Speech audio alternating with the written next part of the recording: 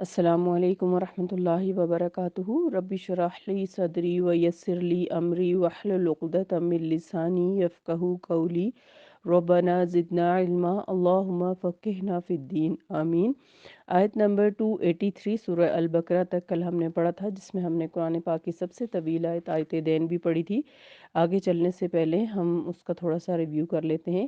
اعوذ باللہ من الشیطان الرجیم، بسم اللہ الرحمن الرحیم۔ یا ایھا الذین آمنوا اذا تداینتم بدین الی اجل مسمی فاکتبوہ۔ اے ایمان والو، جب تم آپس میں ایک مقررہ میعاد تک کے لیے قرض کا لین دین کرو تو اسے لکھ لیا کرو۔ تم میں سے ایک کاتب عدل کے ساتھ معاہدہ لکھے اور کوئی کاتب لکھنے سے انکار نہ کرے جیسا کہ اللہ نے اسے سکھایا ہے۔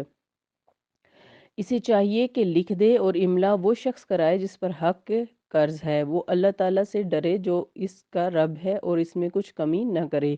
البتہ وہ شخص جس پر حق ہے اگر کم عقل یا ضعیف ہو اور وہ املا کرانے کی صلاحیت نہ رکھتا ہو تو اس کا ولی انصاف کے ساتھ املا کرا دے اور اپنے لوگوں یعنی مومنوں میں سے 2 مردوں کو گواہ بنا لیا کرو۔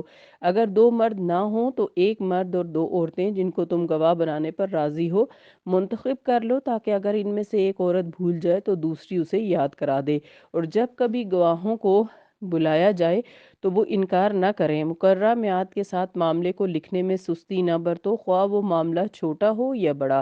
یہ اللہ کے نزدیک بہت ہی منصفانہ طرز عمل ہے اور اس میں گواہی کا زیادہ بہتر طریقہ ہے، اور زیادہ امکان ہے کہ تم شک میں نہ پڑو۔ البتہ اگر روبرو ہو کر تم دست بدست نقد سودا کرو تو اس کو نہ لکھنے میں کوئی حرج نہیں، اور جب بھی خرید و فروخت کرو تو اللہ کو گواہ بنا لیا کرو، اور دیکھو نہ تو کاتب کو کسی قسم کا نقصان پہنچا جائے اور نہ گواہ کو۔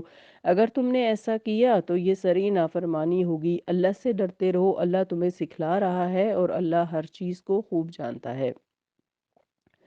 اور اگر تم سفر میں ہو اور کاتب نہ پا سکو تو کچھ رہن ہی قبضے میں رکھ لو۔ اگر ایک دوسرے پر اعتبار ہو تو جس کو امانت دی گئی ہے وہ اس کو ادا کر دے، اور اللہ سے ڈرے جو اس کا رب ہے۔ شہادت کو نہ چھپاؤ، جس نے بھی اسے چھپایا تو پھر اس کا دل گناہگار ہی ہے۔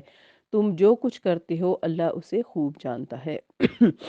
آج کی آیات 284 آخری آیات کی طرف ہم بڑھ رہے ہیں سورہ البقرہ کی۔ الحمدللہ للہ ما فی السماوات و ما فی الارض و ان تبدوا ما فی انفسکم او تخفوہ یحاسبکم بہ اللہ فیغفر لمن یشاء و یعذب من یشاء واللہ علی کل شیء قدیر۔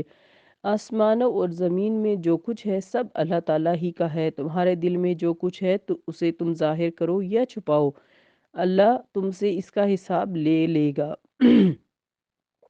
پھر وہ جس کو چاہے گا معاف فرما دے گا اور جس کو چاہے گا عذاب دے گا۔ اللہ ہر چیز پر قادر ہے۔ پچھلی آیت میں کتمان شہادت یعنی گواہی کو چھپانے کے مجرمانہ فعل سے باز رہنے کی تلقین کی گئی تھی، اور اب اسی کے سلسلے میں دل میں پیدا ہونے والے وسوسوں پر محاسبے کا اعلان کیا گیا ہے اور عذاب کی وعید سنائی گئی ہے۔ صحابہ کرام رضی اللہ عنہم پر اس آیت کا مضمون بہت شاق گزرا، وہ بہت پریشان ہوئے اور انہوں نے رسول اللہ صلی اللہ علیہ وسلم سے اپنی پریشانی کا ذکر کیا تو آپ صلی اللہ علیہ وسلم نے ان کو تسلی دیتے ہوئے فرمایا۔ اب ظاہر ہے صحابہ نے کہا کہ جو کچھ ہم دل میں سوچیں گے اس پہ بھی پکڑ ہوگی تو ایسے تو ہم نہیں بچ سکتے۔ ظاہر ہے ہر وقت انسان کے ذہن میں دل میں وسوسے تو آتے رہتے ہیں، تو آپ صلی اللہ علیہ وسلم نے صحابہ کو تسلی دیتے ہوئے فرمایا تم کہو سمعنا و اطعنا، یعنی ہم نے سنا اور اطاعت کی، تو اللہ تعالیٰ ان کے دلوں میں ایمان ڈال دے گا۔ اور یہ آخری 2 آیات اللہ نے نازل فرمائیں۔ ایک دوسری روایت میں ہے کہ نبی صلی اللہ علیہ وسلم نے ان کو اس طرح تسلی دی کہ اللہ تعالیٰ میری امت کے دلوں میں پیدا ہونے والے وسوسوں سے درگزر فرماتا ہے اور جب تک وہ اس پر عمل نہ کریں۔ اس آیت میں اللہ تعالیٰ نے مختار کل اور قادر مطلق ہونے کا بیان کیا ہے، اور اس آیت سے ہر قسم کے واسطے، وسیلے اور اللہ کے فیصلوں میں مداخلت اور اختیار میں شرک کا سری رد ہوتا ہے۔ یہ اور اس کے بعد آنے والی آیات ایمان کے بنیادی اور اساسی نکات بیان کرتی ہے۔ تو اس آیت میں ہمیں بتایا گیا ہے کہ جو کچھ بھی آسمانوں میں ہے، یعنی عرش الہی ہے آسمان میں، اللہ تعالیٰ کی کرسی ہے، افلاک ہے، نجوم ہیں، بنی آدم کی روحیں اور بہت جو کچھ بھی ہے سب ہی اللہ جانتا ہے۔ پھر وما فی الارضی، خشکی میں، سمندر میں ساری مخلوق، عاقل اور غیر عاقل، جنات، ملائکہ، سمندر کی گہرائیوں میں جو مخلوق ہے سب کو اللہ تعالیٰ ہی جانتا ہے۔ اس کے بعد جو اگر تم ظاہر کرتے ہو یا جو تمہارے نفسوں میں ہے سب کو اللہ تعالیٰ جانتا ہے، یعنی انسانی جسم میں، روح میں، دل میں، دماغ میں جو کچھ بھی انسان چھپاتا ہے اس کی پکڑ ہوگی اگر اس پر عمل کر لیا۔ انسان کے نیک کام کے ارادے، نیت پر بھی اس کو اجر ملے گا خواہ وہ نہ بھی کر سکے۔ اس لیے انسان کو ہمیشہ نیک ارادے ہی رکھنے چاہیے۔ اور ایک حدیث کا مفہوم یہ بھی ہے کہ انسان جب بھی کسی نیک کام کا ارادہ کرتا ہے، چاہے اس کو کرنے میں کتنا ہی وقت کیوں نہ ہو، اسی لمحے سے اللہ تعالیٰ فرشتوں کے ذریعے اس کا اجر لکھوانا شروع ہو جاتے ہیں۔ تو تخفوہ یحاسبکم، یعنی غلط ارادہ کرنا، نیت رکھنا اور موقع ملتے ہی کر جانا، یہ ان سب چیزوں کی پکڑ ہوگی۔ تو قیامت کے دن تمہارے اعمال جو ہیں وہ اللہ تعالیٰ تمہارے سامنے لے آئے گا۔ اللہ تمہارے اعمال سے باخبر ہے۔ تو ہم سب کو غیبت نفس سے بھی بچنا چاہیے، یعنی دل میں برا کسی کے بارے میں سوچنا، اس سے بچنا چاہیے۔ انسان کے اندر اعمال دو طرح کے ہیں، یعنی ایک تو ارادی اور اعمال ہیں، اور دوسرے غیر ارادی ہیں، یعنی جو ارادے سے وہ اچھی باتیں سوچتا ہے یا بری باتیں سوچتا ہے، یا غیر ارادی طور پر اس کے اندر آ جاتے ہیں۔ تو ارادے سے برے اعمال کا سوچنا اور پھر کر جانا، ان سے بچنا چاہیے۔ تو دل کے اندر برے خیالات آنا عین ایمان کی علامت ہے۔ برے خیالات تو آئیں گے لیکن ان کو لے کر چلتے نہیں رہنا اور ان سے خود کو بچاتے رہنا ہے، ٹھیک ہے۔ اس لیے اللہ تعالیٰ سے ہمیشہ جو ہے وہ مغفرت کی دعا مانگنی چاہیے، اور اللہ تعالیٰ سے دعا کرنا چاہیے کہ اللہ تعالیٰ ہمارے دلوں میں برے خیالات جو آتے ہیں ان سے ہمیں محفوظ فرمائے، اور ہمیشہ اللہ کی پناہ مانگنی چاہیے شیطان مردود کے شر سے۔ پھر اگلی آیت جو آخری آیات ہیں ان کو پڑھتے ہیں۔ ماشاءاللہ بہت ہی خوبصورت آیات ہیں، اور یہ آیات جو ہیں آپ صلی اللہ علیہ وسلم کو معراج کے موقع پہ دی گئی تھیں۔ آمن الرسول بما انزل الیہ من ربہ والمؤمنون کل آمن باللہ وملائکتہ وکتبہ ورسلہ لا نفرق بین احد من رسلہ وقالوا سمعنا واطعنا غفرانک ربنا والیک المصیر۔ رسول اس پر ایمان لائے جو ان کے رب کی طرف سے ان پر نازل ہوا، اور مومن بھی ایمان لے آئے، اور یہ سب اللہ کے فرشتوں، اس کی کتابوں اور اس کے رسول پر ایمان لے آئے۔ اس کے رسولوں میں سے ہم کسی میں بھی تفریق نہیں کرتے، اور وہ کہتے ہیں کہ ہم نے سنا اور اطاعت کی، ہم تیری مغفرت ہی کے طلبگار ہیں، اے ہمارے رب، اور ہمیں تیری طرف لوٹ کر آنا ہے۔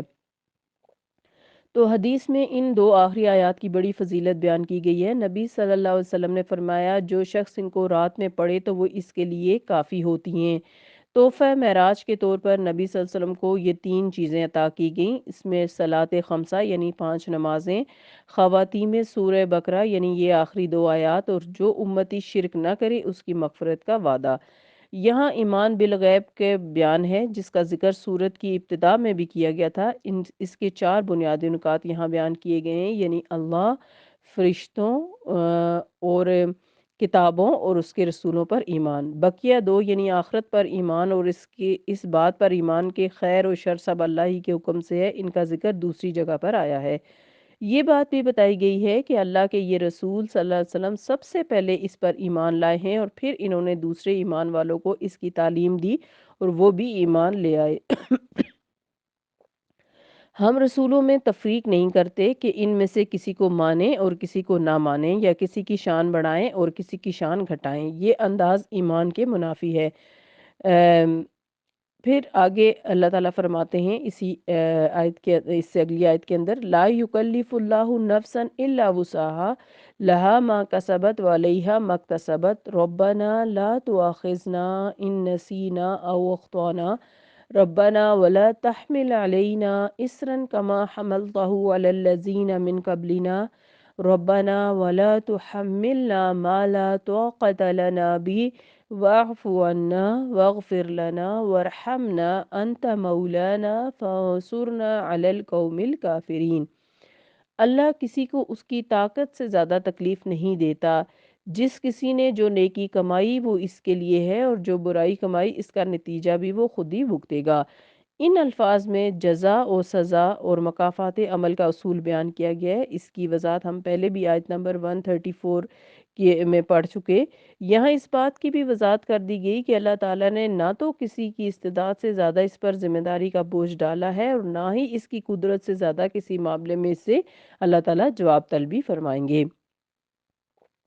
اے ہمارے رب، اگر ہم سے بھول ہو گئی ہو یا خطا تو اس پر ہمارا مواخذہ نہ کر۔ اے ہمارے رب، ہم پر ایسا بوجھ نہ ڈال جیسا کہ ہم سے پہلے لوگوں پر ڈالا گیا تھا، یعنی جو پچھلی امتیں تھیں تو ان کی نافرمانیوں کی وجہ سے بہت سارے سخت احکامات دیے گئے تھے، جیسے بنی اسرائیل کے اندر جو لوگ تھے ان کو چربی والا جانور یا ناخن والا جانور کھانے کی اجازت نہیں تھی، اور پھر جب انہوں نے اللہ تعالیٰ سے ہفتے اور اتوار کے دن مانگ کے لیے تو ہفتے والا دن یہ یعنی سبت، یوم السبت جو تھا اس میں ان کو اجازت نہیں تھی کہ وہ کوئی اور کام کر سکیں سوائے عبادت کے، اور اسی طرح بہت ساری چیزیں تھیں جو ان کی نافرمانیوں کی وجہ سے اللہ تعالیٰ نے ان کو سخت احکامات دے رکھے تھے۔ تو یہاں ہم دعا مانگ رہے ہیں کہ اللہ تعالیٰ ہم پر ویسا بوجھ نہ ڈالیے گا جیسے پہلے لوگوں پر تھا۔ اے ہمارے رب، ہم پر اتنا بار نہ ڈال جس کے سہارنے کی ہم میں طاقت ہی نہ ہو۔